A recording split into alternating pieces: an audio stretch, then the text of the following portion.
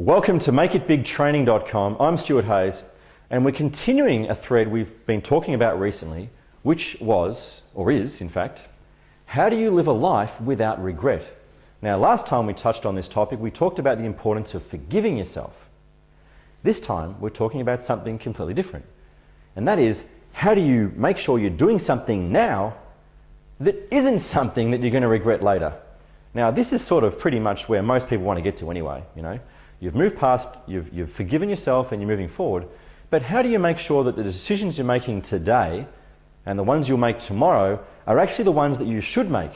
That you're saying no to what you should say no to and yes to what you should say yes to. Well, you know what? You're never going to know that. But I can give you some excellent advice, and it's advice and learning that I've only really come to know in the last few years.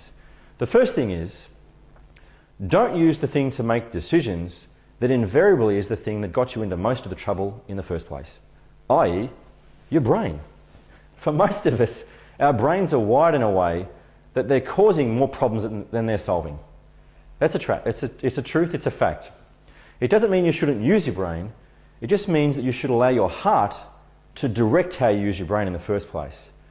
With your heart as a director of your life, and you feel first, then you use your brain and its logic, but you're using it as a servant to a smarter intelligence, if you like. Now, I had a very wise mentor in the early part of my career at KPMG, and what Tim used to say was, make decisions based on the best available information at the time and then never regret them. Yes, it's going to be the case you're going to make mistakes, and you could have chosen something different at any point that might have had a different or better outcome looking back, but if you've made the decision at the time that was the best one made on the best available information at the time, then never regret what decision you made.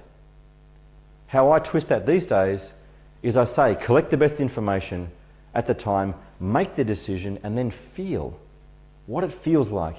If you've got some intuition that's telling you, I'm not quite comfortable about this, either get more information or don't do that thing.